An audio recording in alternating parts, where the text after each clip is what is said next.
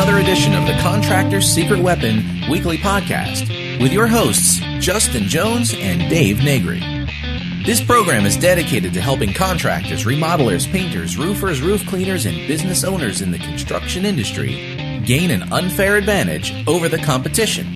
It is after New Year's, and I know some of you, there's snow on the ground, but it's still sunny Florida. And I'm going to rub that in. We could do like a little pan over to the outside. Sunshine and my spa there. But welcome to another episode of Contractor Secret Weapon. This is 51. Next week's is 52. It'll be a whole year. 1 year of episodes. Consistent episodes, yeah, too. Every Thursday it goes out. We've published a few on YouTube, so we're doing both. We got some neat things coming up. So, Justin, you want to talk about accountability? You know, because we've been going through the goals thing. You set your goals, you set your marketing goals. We last week's was about the action plan. And then you said, well, we really need to talk about accountability. And I think you're right, because how many times do you set everything in motion and then you don't do it because there's no one that you have to be accountable to? Yeah, as a business owner, we're typically accountable only to ourselves. Right. So if we procrastinate and say we're going to do this at this time, or we just don't bother doing it at all, there's nobody that's holding our feet to the fire. There's no real boss for us. Right. It's really us and whoever we're working for at the time. So there needs to be some kind of accountability. And what I've gone through and done over the years is set up accountability in each almost departments of my company. Okay. So I set up a financial accountability. Okay. You know, the books are double checked by the accountant goes to the manager, so on and so forth. There's accountability along the way there. There's some accountability along the marketing. I make sure that I hit my 5 to 10 that we've talked about all the time, and I'm getting better and better at doing that. But what happens with the overall accountability for your goals as far as, okay, I set these in place, I've given myself a time frame, now what? Now you're going to hold yourself accountable, or are you going to be looking for an accountability partner? You know, the hardest thing about holding yourself accountable is, I'll do it tomorrow. That sounds great. You know, and then tomorrow never comes. But your accountability partner or partners should be your cheerleading team also. Yeah. You know, the ones say, hey, you're doing a great job, or, you know, have you thought about this? I know I have a couple different accountabilities. And one is I have a coach. So I set my goals, and then she goes, well, have you? And so I know that before my meeting with her that there's things that I haven't done. Well, I try to get them done. And technically it's for her, but it's not as for me. Because I said I'd do it. Now I have to do it so that I'm becoming accountable. Well, I'm paying for that coach. So not to do it is just craziness. So that helps me to be accountable. And one of the nice parts about the coaching system is that she never allows me to do more than she thinks I can do. Oh, she knows your glass ceiling. She knows. Right. Okay. So it's because I always have a tendency, is to put too much on my plate to do, and it's always just, you know, it's like I gotta get this done. But you know, she helps me keep things really segmented and go after this, and these are the steps. And how are you doing? And so that works good. And then my other accountability is I belong to a mastermind that are marketers across the country. Actually, there's one in the Bahamas, so it's more than the country. And we meet once a month and go over, you know, the things that we said we were going to do, how are things going, and any questions we've got. You know, I've been having a challenge with this. Well, have you thought about doing this or doing this instead of signing a long contract with a magazine company to do your marketing, maybe do an EDDM because you can do it in a segment. If that works, then you can, be ready for a 12-month commitment to. So it's just people to help you think beyond what you normally would say, well, I think I should do this. And they'll go, well, sometimes why do you want to do that? And you'll go, well, I thought it was the right thing to do. Well, well, it's like the other day I said, here I've got a client that I'm putting together a package for managing their marketing. So I said, here's how I'm going to approach it this way. She goes, no, don't do it that way. Do it this way. You'll get more, they'll get better out of it, and they'll expect more, you'll get more out of it by doing it this way. So I said, great. So, there's a lot of things I think that it should be done this way, and between my coach and my mastermind, they say, yeah, this is great, or you might tweak it a little bit this way. So you've given some good examples, and what you've gone over is you've gone over the types of accountability or the people that can hold you accountable. Right. So Dave gave some good examples on coaching, mastermind. As a young contractor, the best thing that I did was I went and sought out mentorship that would also hold me accountable or kind of bring me up along the ranks, get me up to speed with what goes on in the marketplace. That was extremely beneficial for me. What I look for in a mentor is somebody who's been there and they've done that. They've got all the credentials, they've got a successful company, they've got the time to where they can meet you and that they want to meet with you. I wouldn't go searching for somebody around the same level. This is a little bit more than just peer-to-peer. yeah, for sure. I would go one next level, maybe even two next levels up. Because if you go peer-to-peer, you're both going to make the same amount of mistakes at the same places, and you're going to go, I should have never done that. It was extremely beneficial, and what I did was I met with this mentor, my accountability partner, we'll call him, once a month. I bought him lunch. We met at the same place every single time, and what I did is over the month I put together some questions and some scenarios on how to handle this, how to handle that, and then also he helped out with some of the sales information, setting up some of the, here's what you want to do, here's what you want to say. And he even gave me his literature to go over as far as like, here's a simpler way to simplify this for you that his salesmen use. Extremely beneficial. The information that he shared was priceless. And then when I met him next month, he would ask, hey, how's it going? Right. He didn't necessarily, like what you're saying with your coach, say, did you get it done? No. Well, no. But Dave was paying for it. Yeah. This was more of a casual. So it all depends on the type of accountability that you're looking for. The other accountability that I had was I picked somebody that was in an opposite profession. Okay, makes good sense. I didn't want somebody that was tied in with construction because I wanted to have them as an accountability partner and bounce ideas and stuff off of them. They're in the insurance business or whatever kind of business that they were in. Yeah. Still a service-related business, however, it wasn't the day-to-day kind of grind how we deal with. I will tell you some of the ideas because they could put themselves into a consumer or a customer's point of view. That was some great accountability there. Justin, I wouldn't necessarily approach it this way. I'd approach it that way. And I got a lot of really good ideas off of that person as well. Well, yeah, because they're looking at it from a consumer's point of view, and when you're being mentored by another contractor, let's say, they're mentoring you from a business owner's point of view. So both are equally of value, and sure, it makes you think about things in a completely different realm. Yeah, absolutely. So those are some examples there. So the coach, the mastermind, or your network. You can pick somebody from within your network. You can grab a mentor, or you can grab somebody from outside of your business sphere that you have going on.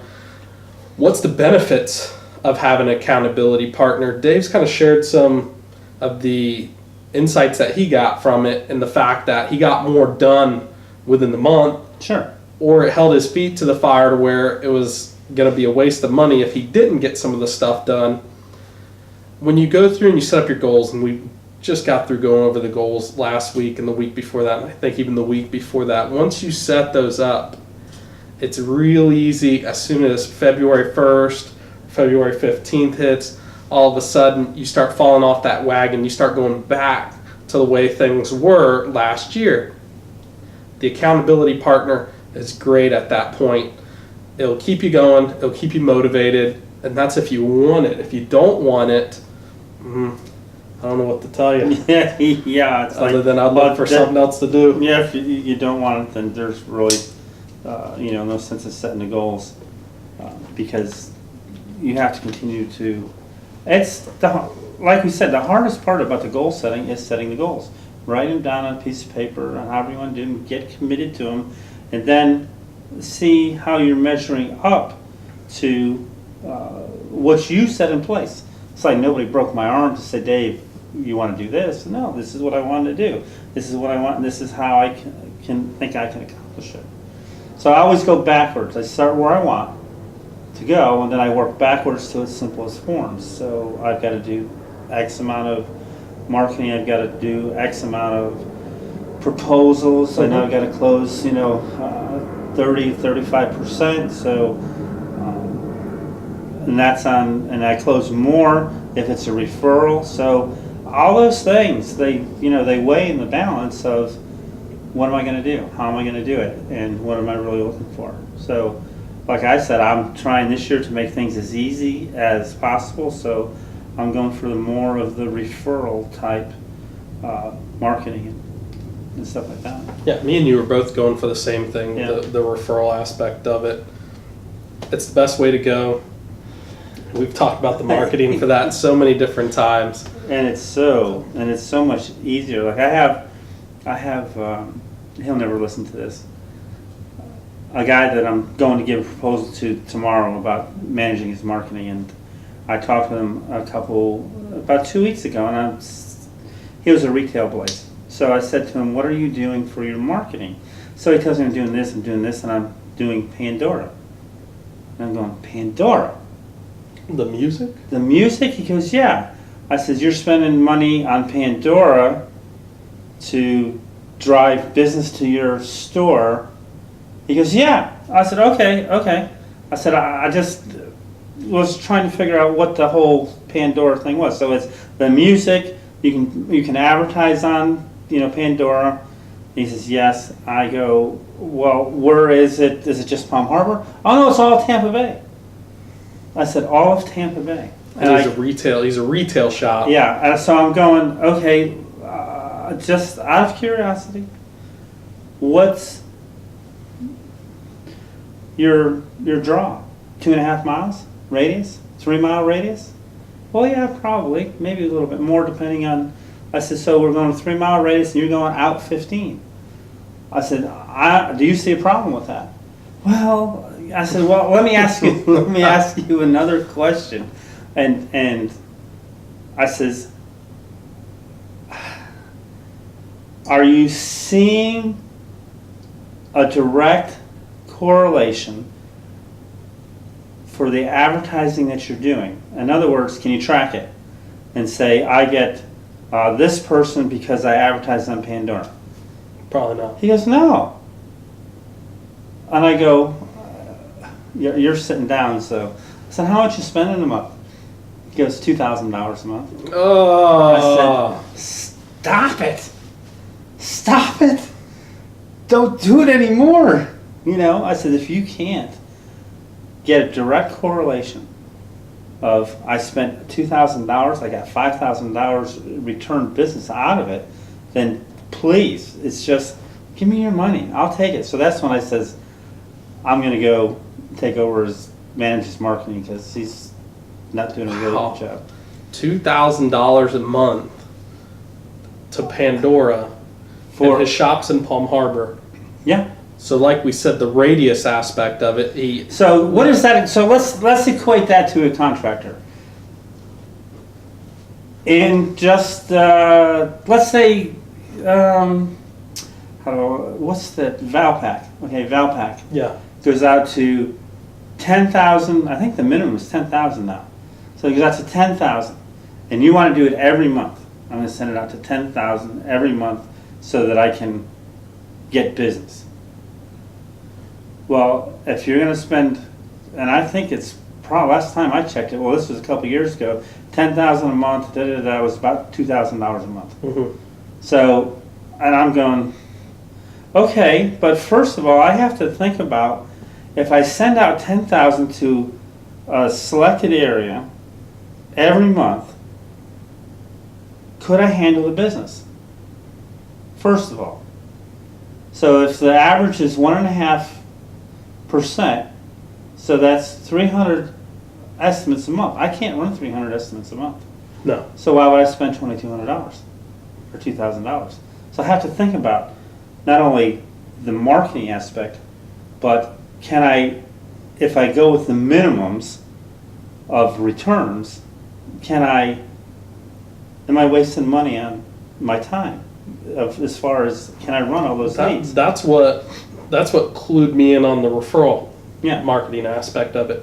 How many leads when I was advertising with Google, I was crushing it with Google Local, Google pay-per-click. Yeah. I was absolutely crushing it. But I couldn't get to every single lead, number one. And number two, the closing ratio, if your referrals are closing 35%. Your referrals, I'm going to say, should close above 70. All right. Let's just say at a minimum it's 35. My Googles were closing like maybe 10. Yeah. So for every 10 that I went to, You get one. I get one. For every referral for every 10 referrals that come in, I get 3 to 4 at minimum. Yeah. What do you think I'm going to go after more? Plus, you know how long it takes to run 10 leads? We've talked about this many, many times. Yeah, I know. And it was just absolute madness. And I remember I would call my wife and I'd be like, I'm heading another estimate.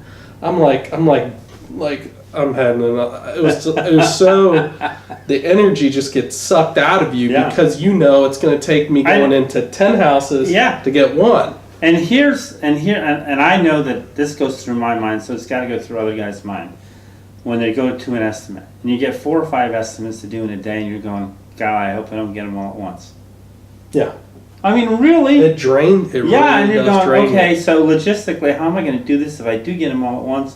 And it just, unless you've got a huge team, then you can run, 5, 10 estimates a day. Say, okay, this is good, and they can all schedule it in. But, for the most part, I don't think most of the people who we're talking to are in that situation. Yeah, I can do realistically about 6 to 8 estimates per week. Yeah.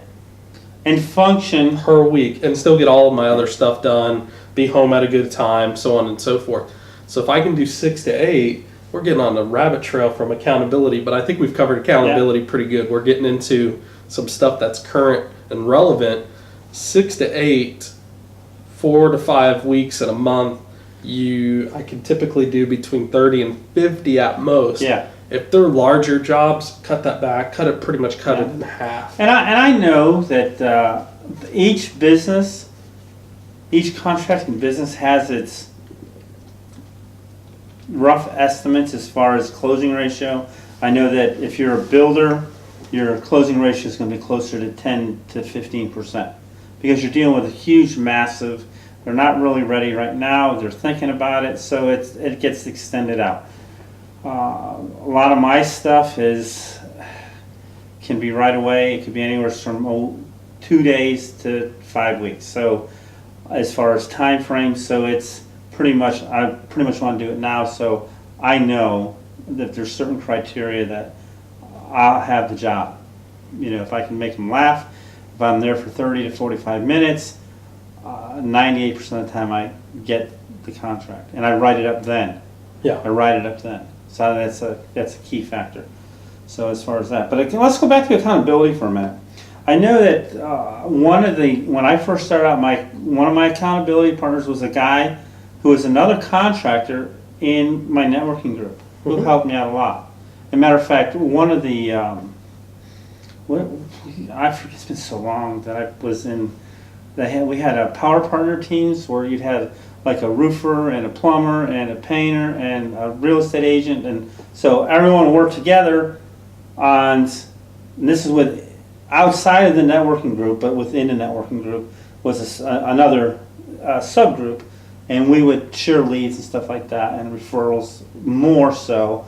And so, like a realtor that was in our group, they would get a client, and they may end up with a roof, a remodel, a painting job, a plumbing job, and an electrician, 5 or 6 people that were in the group.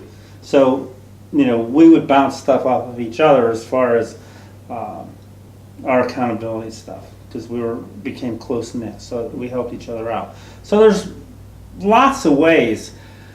I'm going to say that you'll get the most out of your accountability is by finding a mentor who is willing to help you along the way, and you have to have a really good relationship with some people to do that, to even see if they'll do it. And then the other ways to pay for it. I'm a real big fan of paying for stuff, because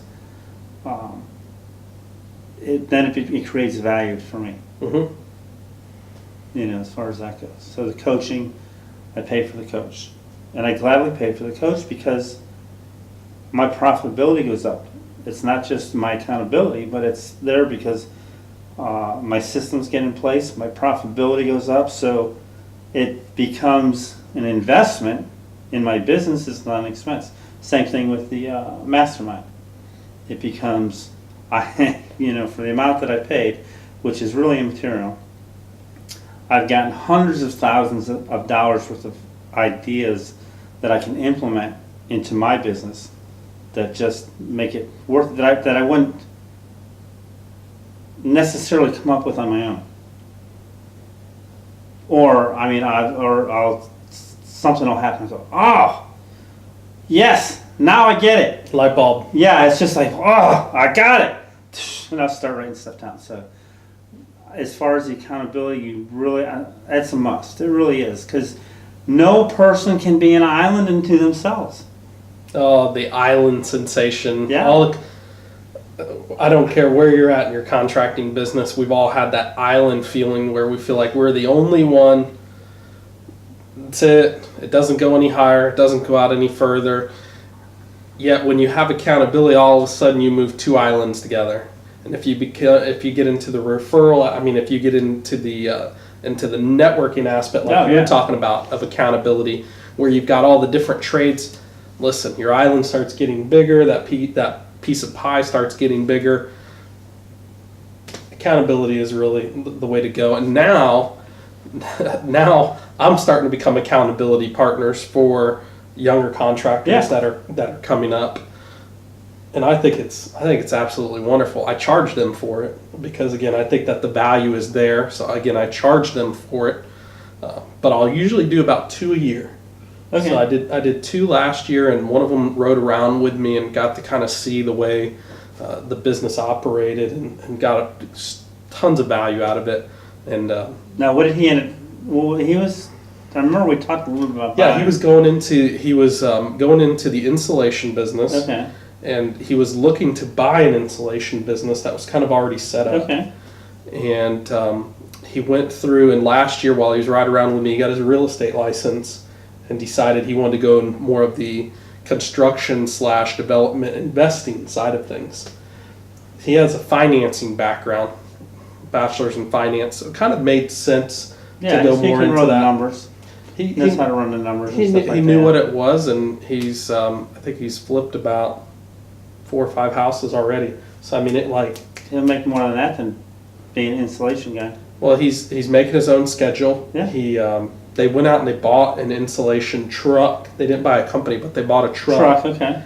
And then tried going a couple different kinds of advertising, and then realized that around here, Duke Energy gives us credits. Yeah. If we get stuff done, and one of the biggest ones is insulation in a house. Well, if you're not on Duke's list, you got to be in a. You're not gonna get the business. Well, just starting out, he's not gonna get that aspect. There's 5 vendors that are already on there. They run 10 to 15 trucks. Yeah. It's not gonna end up happening. So I think he made a wise move. There's not a whole lot of new move. construction going on that you can jump into that either. Well, here's how he figured it out: is when he was riding around with me, we went over a couple things. We went over some numbers, and I said, how many installation jobs is it going to take you? He said, well, realistically, it's going to take 2 to 3 a week to make money at it. And I'm going over some numbers with him, and then all of a sudden he figured out by the time he's done crawling around in hot attics in Florida, he realized that he's like, Justin, that's not going to be worth it. So they sold the truck. Okay. He actually made a little bit of money on the truck, but he went into the investing side of things. Super, super successful with that, and absolutely loves it.